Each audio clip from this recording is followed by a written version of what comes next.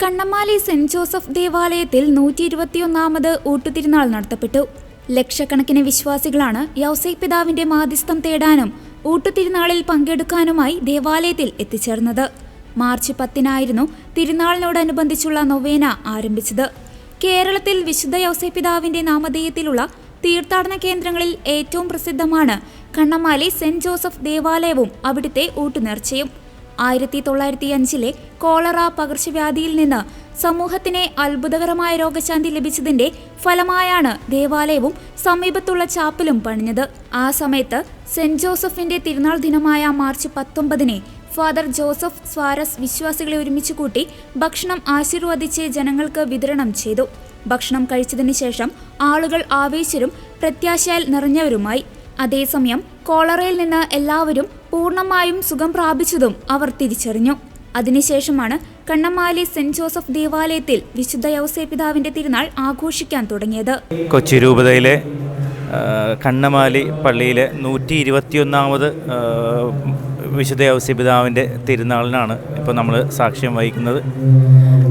കണ്ണമാലി എന്ന് പറയുമ്പോൾ കൊച്ചി പ്രദേശത്ത് പടിഞ്ഞാറൻ കൊച്ചി പ്രദേശത്തെ ഒരു തീരദേശ ഗ്രാമമാണ്.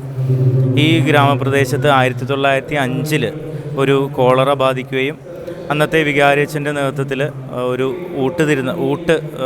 പന്തിഭോജനം നടത്തുകയും ആ പന്തിഭോജനത്തിൽ അത്ഭുതകരമായിട്ട് ഒരു വലിയ സൗഖ്യം ലഭിക്കുകയും ചെയ്തു എന്നതിൻ്റെ അടിസ്ഥാനത്തിലാണ് ഇന്ന് ഈ കാണുന്ന പ്രത്യേകിച്ച് വിശുദ്ധ യൗസേപ്പിതാവിൻ്റെ പേരിൽ നടന്ന ഒരു അത്ഭുതത്തിൻ്റെ സാക്ഷ്യമായിട്ടാണ് ഇന്ന് ഒത്തിരി ജനങ്ങൾ ഈ കണ്ണമാലി പ്രദേശത്തേക്ക് കടന്നു വരുന്നത്. അപ്പോൾ ഈ ഒരു കണ്ണമാലിയിൽ ഒട്ടനവധി തീർത്ഥാടകർ കടന്നു വരുന്നു. ഈ തിരുനാളിന് പ്രത്യേകമായിട്ടും മാർച്ച് 19 ഇന്നത്തെ ഞങ്ങളുടെ കൊച്ചി രൂപതയുടെ ബിഷപ്പ് എമിരറ്റൂസ് ജോസഫ് കരിയിൽ പിതാവാണ് ഇന്നത്തെ കുർബാനയ്ക്ക് മുഖ്യ കാർമ്മികനായിട്ട് നേതൃത്വം നൽകിയത്. ഓരോ മണിക്കൂറും ഇടവിട്ട് കുർബാനകൾ ദിവ്യബലി നടത്തിക്കൊണ്ടുവരുന്നു. തിരുനാൾ ദിവ്യബലിക്ക് ശേഷം വൈദിക രൂപതാധ്യക്ഷൻ്റെ നേതൃത്വത്തിൽ ഒരു കുടുംബത്തെ തിരഞ്ഞെടുത്ത് ആ കുടുംബത്തിന് ഭക്ഷണം നൽകുകയും ആ ഭക്ഷണത്തിന് ശേഷമാണ് ഇവിടുത്തെ എല്ലാ ഭക്ഷണങ്ങളും വെഞ്ചരിക്കുകയും അതിനുശേഷം വിശ്വാസികൾക്കായിട്ട് ഭക്ഷണം കഴിക്കുവാനായിട്ട് തുറന്നു കൊടുക്കുകയും ചെയ്യുന്നത്. ഒത്തിരി കമ്മിറ്റി അംഗങ്ങൾ ഇതിന് പിന്നിൽ വളരെ ശക്തമായിട്ട് ഒത്തിരി നാളത്തെ പരിശ്രമത്തിൻ്റെ ഫലമായിട്ട് ഈ തിരുനാളിന് വേണ്ടി കാലേകൂട്ടി കാര്യങ്ങൾ ക്രമീകരിക്കുകയും അതിനനുസരിച്ച് ഏതാണ്ട് 100,000-ൽ അധികം ആളുകൾ ഈ മാർച്ച് 19-ാം തീയതി ഇവിടെ ഭക്ഷണം കഴിക്കാനായിട്ട് വരികയും വിശുദ്ധൻ്റെ വലിയ അനുഗ്രഹങ്ങൾ ജീവിതത്തിൽ പ്രാപിക്കുകയും ചെയ്യുന്നുണ്ട്. അപ്പോൾ ഈ ഒരു തിരുനാളിന് കടന്നു പോകുന്ന എല്ലാവരെയും പ്രത്യേകമായിട്ട് ദൈവം അനുഗ്രഹിക്കട്ടെ. വിശുദ്ധ യൗസേപ്പിതാവിലൂടെ ഒത്തിരി അനുഗ്രഹങ്ങൾ നിങ്ങളുടെ ജീവിതത്തിൽ ഉണ്ടാവട്ടെ എന്ന് പ്രത്യേകമായിട്ട് പ്രാർത്ഥിക്കുകയും ആശംസിക്കുകയും ചെയ്യുന്നു. എൻ്റെ പേര് ബീജ് തമ്പി. ഞാൻ പാക്കിംഗ് കമ്മിറ്റി കൺവീനറാണ്. കണ്ണമാലി പള്ളിയിൽ കഴിഞ്ഞ 3 മാസങ്ങളായി പല വിവിധങ്ങളായ കമ്മിറ്റികൾ ഈ പെരുന്നാളിന് വേണ്ടി ഒരുങ്ങിക്കൊണ്ടിരിക്കുകയാണ്. കലവറ committee, packing committee, traffic committee, catering committee. കലവറ കമ്മിറ്റി ചെയ്യുന്നത് ഞങ്ങൾ 1,00,000 പേർക്ക് പായസക്കുപ്പികൾ ഒരുക്കുന്നു.